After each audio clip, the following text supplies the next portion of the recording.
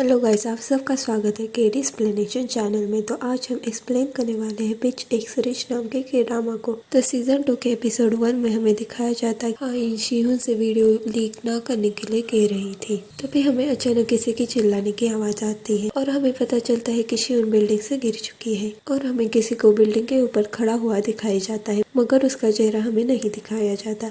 शिहुन मर चुकी थी और उसका खून का इल्जाम हाइन पे आ जाता है। फिर हमें क्लास का सीन दिखाया जाता है जहाँ पुलिस हाइन को इन्वेस्टिगेशन के लिए बुलाते हैं और सारे स्टूडेंट उसके बारे में गॉसिप करने लग जाते हैं। फिर हमें हाइन की इन्वेस्टिगेशन करते हुए दिखाया जाता है। वो पूछ रहे थे, तुम इतनी रात में स्कूल में क्या कर रही थी? हाइन कहती है, मुझे शिहुन से मिलना था इसलिए मैं रात को स्कूल में थी।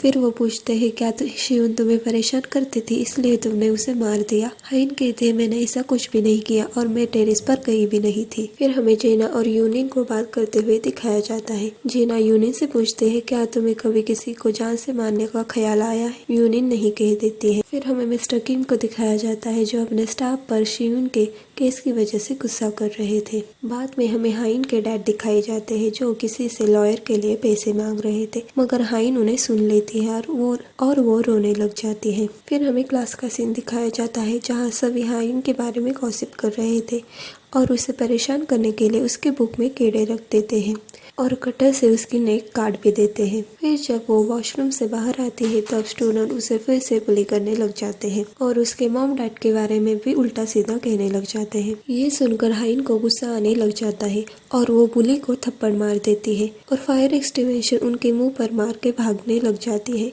भागते भागते वो स्कूल से बाहर आ गई थी। तभी एक लड़का बाइक पे आता है और हाइन को बचा लेता है। उस लड़के का नाम लीसंग होता है। फिर हमें जीना को उसके डैड के साथ बात करते हुए दिखाया जाता है। जीना के डैड उसके मॉम के साथ डिवोर्स लेने वाले थे। ये सुनकर जीना को बहुत ज्यादा गुस्सा आता है और वो कहते हैं, मैं उस औरत को और उसके बच्चे को मार दूंगी। ये सुन के उसके डैड को बहुत ज्यादा गुस्सा आ जाता है और वो जेना को थप्पड़ मार देते हैं। फिर जेना गुस्से से वहाँ से चली जाती है। फिर हमें हाइन को दिखाया जाता है जो जीना के मॉम डैड की डिवोर्स की न्यूज पढ़ रही थी। तभी उसे जीना दिखती है जो रोड के बीच में खड़ी हुई थी। हाइन उसे रोकते हैं और पूछते हैं, क्या हुआ? जीना कहती है, मुझे अपने मॉम से मिलना है। फिर दोनों टैक्सी से हॉस्पिटल जाते हैं। फिर हमें जेना की मॉम दिखाई जाती है जो ड्रिंक कर रही थी।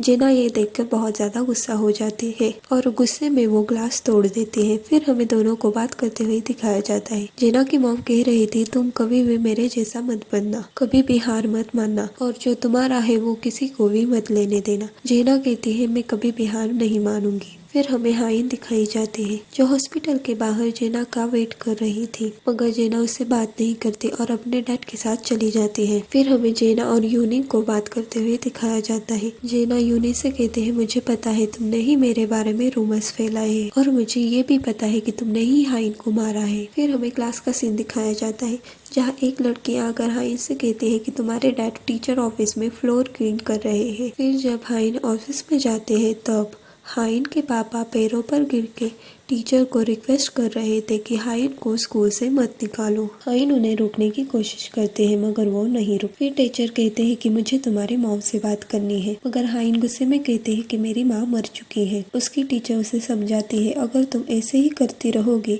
तो तुम्हें स्कूल से निकाल दिया जाएगा। इसलिए हाइन पैरों पर बैठकर टीचर की माफी मांगने लग जाती है। तो यहाँ हमारा एपिसोड 1 एंड हो जाता है। ऐसी और मजेदार वीडियो देखने के लिए लाइक, शेयर और सब्सक्राइब करें। मिलते हैं अगली वीडियो।